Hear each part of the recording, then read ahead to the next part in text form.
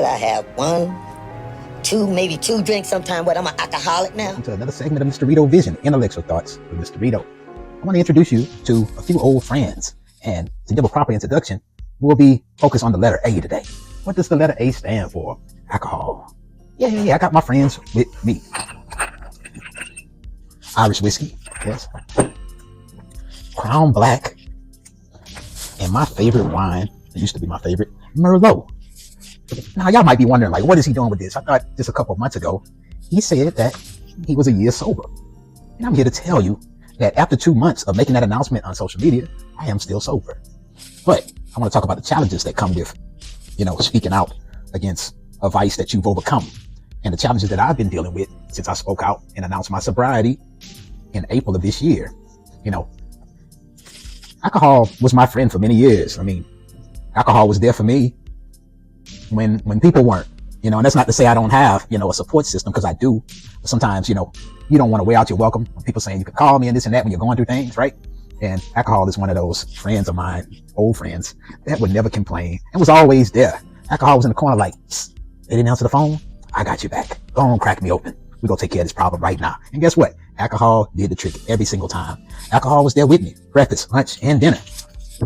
And on the side of my bed at night, when I wake up in the middle of the night having problems, alcohol was like, don't bother nobody. I got you back. Shot glass right on the side of my bed. Go on, get you some rest. Yeah. Alcohol was there for me. Alcohol was there for me in the fun times too. When I used to be nervous and go out in public and my nerves would be bad and I just needed to calm down to be around people. Alcohol was like, let me get you right. Let me get you right before you go up in public dealing with these people. Let me get you right. Let me fix that anxiety at least for a few hours. And it did just that. But what alcohol does though is it serves like as a blanket, right? Like you're laying down in your bed and you have that nice blanket over you, right? And all your problems is there and the alcohol just blankets the problems. But as we all know, there's a time limit with alcohol before you need a refill, and that could cost money. For some people, money is not an issue. But what I'm trying to say is that blanket is temporary. Once that blanket starts to evaporate, the problem is still there, so you become dependent on these friends, and so when I made my announcement in April that I was 1 year sober, alcohol got mad at me. Yeah. Let me tell you what I mean when I say alcohol got mad at me. When I was quiet for that whole year, the first 4 to 5 days I went through heavy withdrawals. I never experienced withdrawals like that before in my life because I stopped cold turkey. I didn't even think about it. I didn't plan it. One day, I was like, dang, I didn't drink anything today. The next day, I was like, wow, I went a whole weekend without drinking. And this is the first time that I had gone that long in a couple years. I was like, wow, I went a whole day, then I went a weekend. I was like, okay, let's see how far this can go.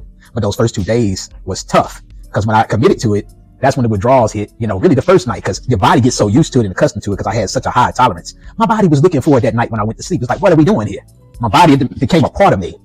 When you become dependent on alcohol, it's a part of you. Your body starts to need it. So when you make the decision to remove that from your regimen, from your diet, your body gonna be like, what's happening? Like, where's my alcohol? And you're like, we're not doing alcohol no more. Your body's like, well, your body start getting mad at you. And that's when the withdrawals start taking over. And I experienced some itching like I never felt before in my life. And it's like it would hit me when it knew I was at my weakest, like low energy at the end of the day when it's time to go to bed. Like during the day, I had some challenges that was like, dang, I could use a drink. But at night, when it was time to go to sleep and you have this insomnia and then you're dealing with this itching and this shaking and all these things, alcohol was like, you sure you want to do this? You sure? Oh, I don't think you want to do that, right? They talking to each other like, you see him? Look at him. Look at him trying to be tough over there without us. Look at him trying to kick us to the curb. You can sleep very well tonight if you just go on and pull up, So it's like you hear these voices in your head with the alcohol and they're like, we'll see how long this lasts. But they was putting that pressure on me, the spirit. That's why they call it spirits. That's why it's called spirits. After I made my 1 year announcement, right? Like immediately it's like the spirit of alcohol got mad and was like, how dare you? How dare you? Can you believe this dude? I'm talking, can you believe him? We was there for him. All we did for this dude, right? Especially Merlot, that was my best friend. Merlot, for some reason, was more powerful for me than these, right? And they was mad. They were like, all we did, we were there for you. And you got the nerve to not just walk away. You got the nerve to tell everybody. You shaming us. Don't mess with my other subjects, my other dependents. Don't fool with them. If you want to walk away, go ahead. Alcohol got mad. So you know what it did? See, I tell you what, since you want to open your mouth, we about to apply some pressure. I'm going to make you look like a fool. And guess what? For the first time in over a year, I started having the urge to have another drink. And I'm gonna tell you why, because I started experiencing things. There was little obstacles and, stressful type situations that started to arise that was like, hey, how you gonna deal with that without us? And when you encountered these issues in the past, you had us, you depended on us. You couldn't do it alone. And now I had to muster up the strength and show them that I developed the internal muscle to be able to handle any situation. And it's been tough the last 2 months. It seems like every week is something else that the old me would have ran back, even if it's something simple as insomnia. Just 2 nights ago, I went to bed at 9:30, woke up at 11, I wake up at 4:30 on, weeknights to get ready for work, right? I wake up at 11 and I go to the restroom and get back in the bed thinking I'm about to lay back down and my mind is racing. It had been like that for a couple weeks actually, but this particular night, it was super heavy. Guess who was calling my name again? They downstairs in the wine cabinet. They're like, hey, you can't sleep up there, huh? As I go, you can't sleep. Let us take care of that for you. And they laughing. Like, see, that's what you get for opening your mouth and telling everybody that you've been sober from us. So that's what I've been dealing with, so it's not easy, but it's so worth it. It's something that I'm so proud to say that this is something that has held me captive for most of my adult life. I'll probably say for sure, maybe the last 15 years. Yeah, alcohol, I was a dependent. They might as well claim me on the taxes. I was a dependent to alcohol. Okay. So why am I putting this out there? Because I want to encourage somebody that might be dealing with substance abuse. If you're dependent on anything, it might not be alcohol. It might be something else. See, the enemy knows your weakness. It knows what you need or what you used to need, right? So if you are in a situation of, unfortunately, you relapse, it happens.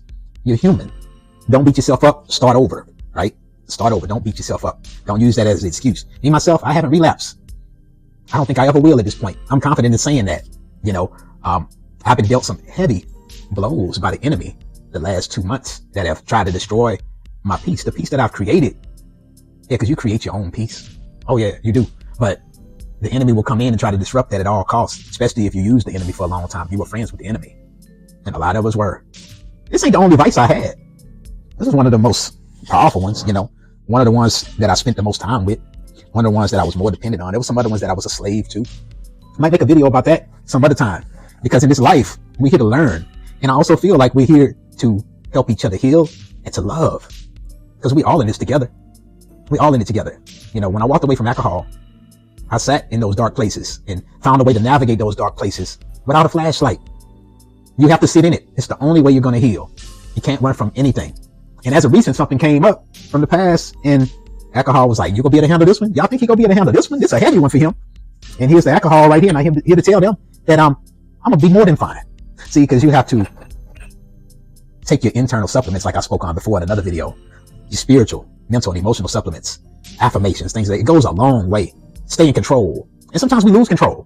When you're doing real good, you can lose control. And that's when those old vices come back and be like, see, you're losing it. You sure you don't want to taste? We can help you out with this. And I'm happy to say that I'm just fine. We have our moments. The enemy can hit you with a curveball, right?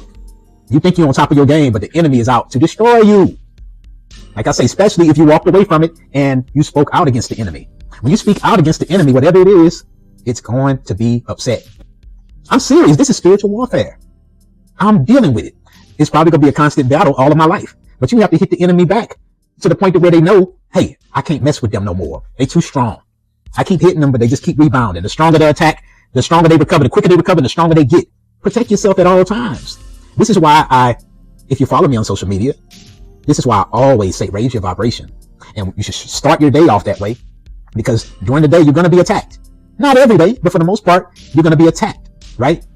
And you have to start off your day at a high frequency, because if you get out of your bed, you're like, oh, here we go again. You starting at a deficit. And that's you did that to yourself. It's a brand new day. Whatever mistakes you made the day before, whatever, you got to let that go. You get to restart and start brand new every day. One more thing I want to say about alcohol. Isn't it funny how during the pandemic, and that's when I was hitting heavy then. During the pandemic, the prices of almost everything went up, right? We was complaining about the price of bread. You couldn't find toilet paper to wash your behind. Wipe your behind. You get what I'm saying? You couldn't find toilet paper. Gas prices was going up. One thing they made sure you would still be able to get, because I was getting it and I didn't notice no difference in the price. They didn't tamper with that price of alcohol. And everybody was stuck up in their houses and getting drunk to cope with what we were dealing with, right? But they made sure alcohol was in abundance and was still going to be cheap, affordable. They didn't tamper with the price of that. Go on and think about it. Go and look at it. If there was any shift in the price of alcohol, it wasn't that noticeable, because I would have noticed it. I was like, man, why they tampering with the price of alcohol? I would have been mad at that. I would have probably been more mad at that at the time than the price of gas. And can't find toilet paper. Ain't it funny they didn't tamper with that? Just think about it. It's what keeps you in bondage. Most of us. Some people are in control of it. I'm not talking to the people that are in control of drinking. You're not an alcoholic. You know what you're doing. You do it in moderation. You have control. But for people like myself, I lost control with alcohol. I gave the controls over to my old friends, and they had control of me. Don't lose control. Stay in control. I got number love for you. This has been another segment of Intellectual Thoughts with Mysterydoe. Until next time. Later. Have vision.